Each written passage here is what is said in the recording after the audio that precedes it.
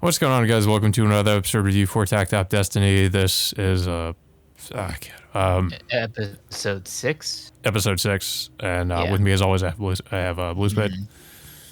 Yeah. So, well, this week we're not fighting any D2s this week. It's more of a pretty slow episode for one thing.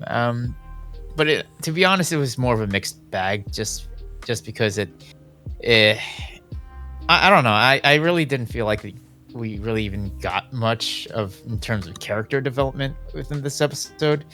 I So thought we were when they briefly showed that flashback, but probably it's yeah.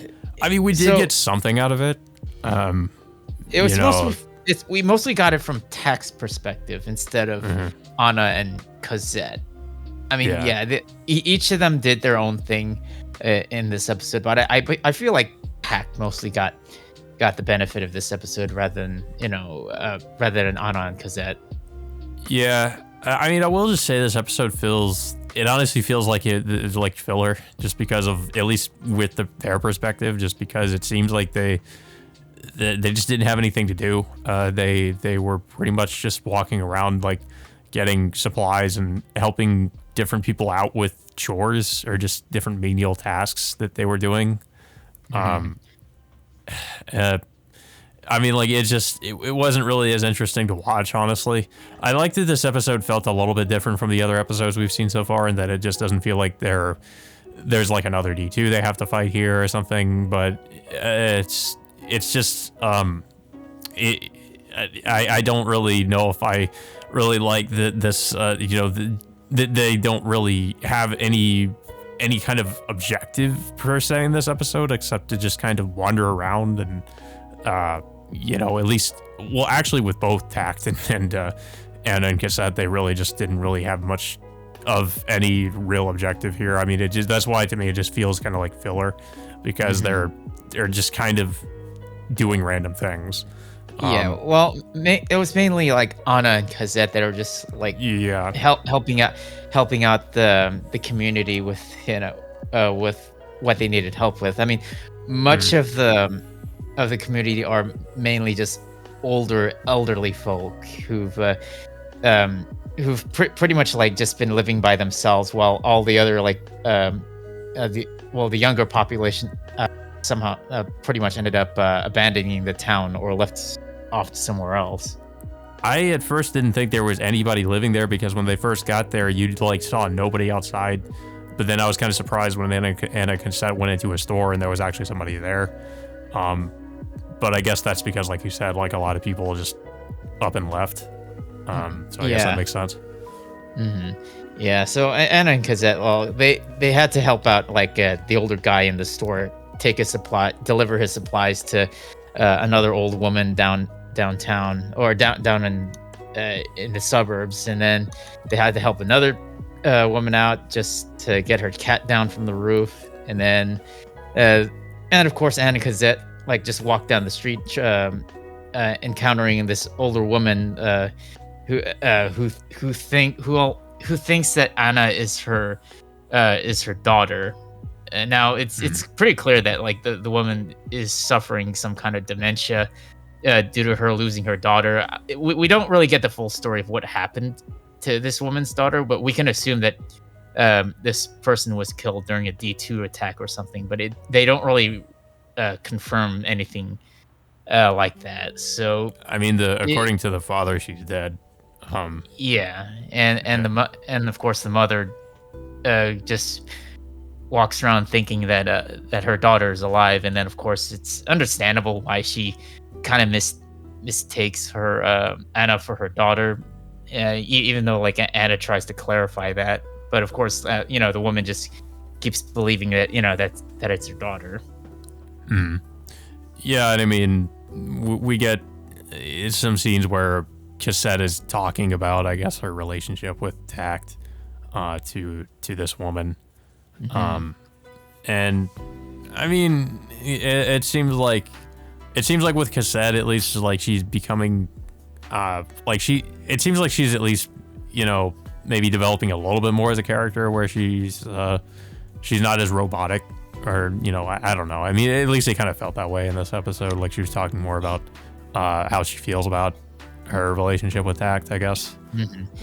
Yeah, I'm just wondering if this if she'll ever relay those feelings toward Takt in a future Yeah. episode, because I really feel like that's probably where it's going.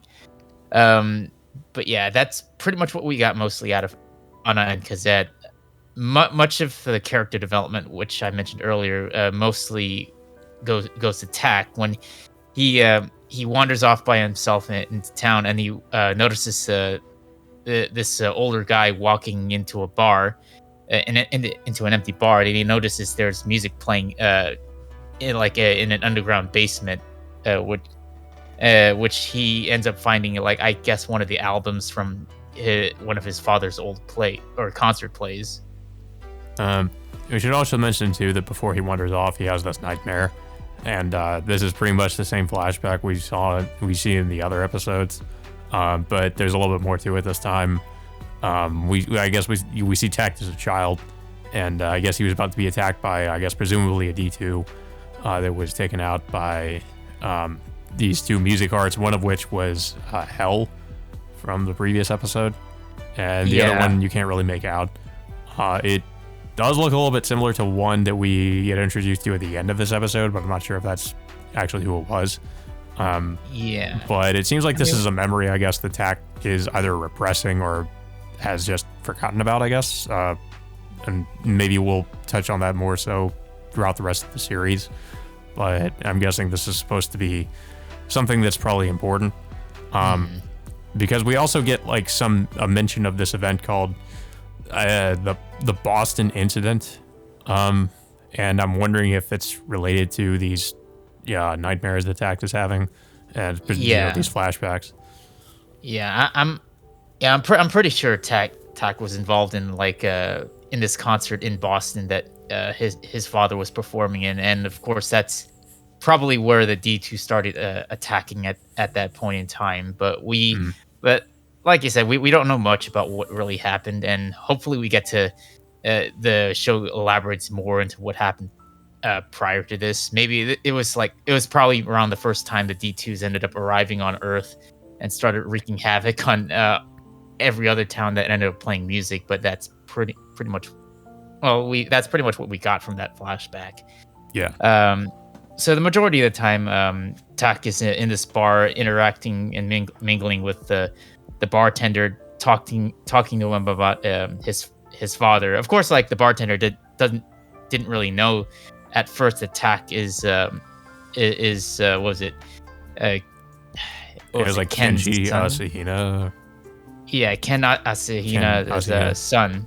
Yeah, he talked about like the good old days before the D2's attack, and how great of a conductor his father was at performing music at these different locations. And then we're also kind of introduced with another guy who is sitting next to Tak, who's apparently one of his father's old acquaintances back then, who used to play in the band alongside his father.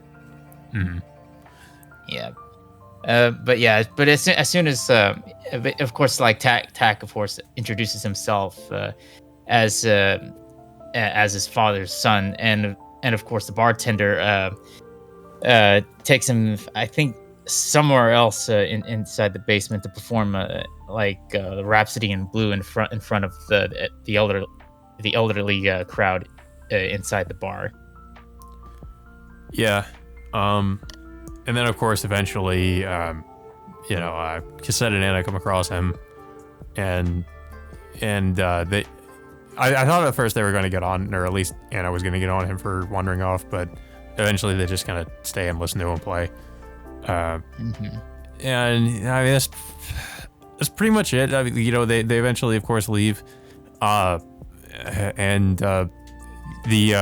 the only really important thing, aside, is just kind of the last scene from this episode, where we again see, I forget what his name is, one of the higher ups, conductors. We see him talking, I guess discovering that Takt is still alive, and I guess we're to assume that he's going to maybe try to find him now, and we also see his music art. And that's pretty much it. Like, that's pretty much how this episode ends. It's surprisingly, there wasn't really too much that happened in this one.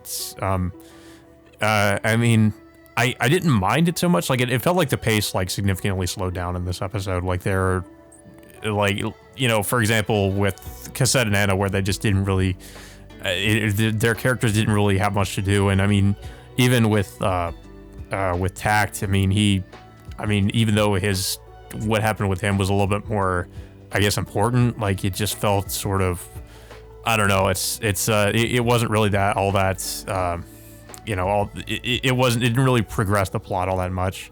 So, I mean, this episode just, in a way, really feels like filler to me after watching it. I'm kind of like, that not much really happened here, aside from, part of what happened with Takt and then the ending scene. And of course, I guess the brief flashback we see.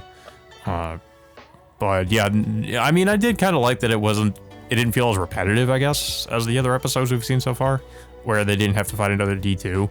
But it's also just like I said, the pace slowed way down as well, where, we just have them basically wandering around New Orleans, just doing whatever.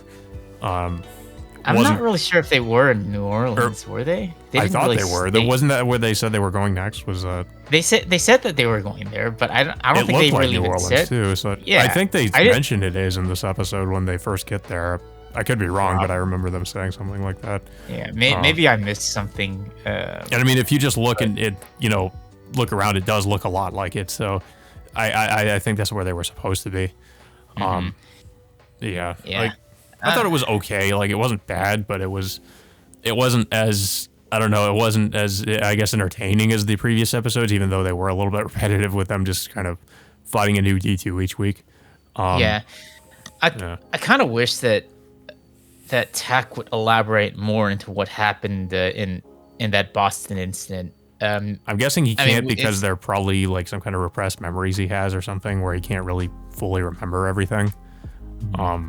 So maybe he. But I'm pretty sure eventually we'll finally get some clarification as to what happened back then, and it's probably like one of the major events that turned him into what he is right now. Like more of like, I don't know, a cold, distant person who only like connects with other people. If he ends up playing music, but he's like whenever he's not doing anything, he just sits around, do much of nothing at all for most of the time.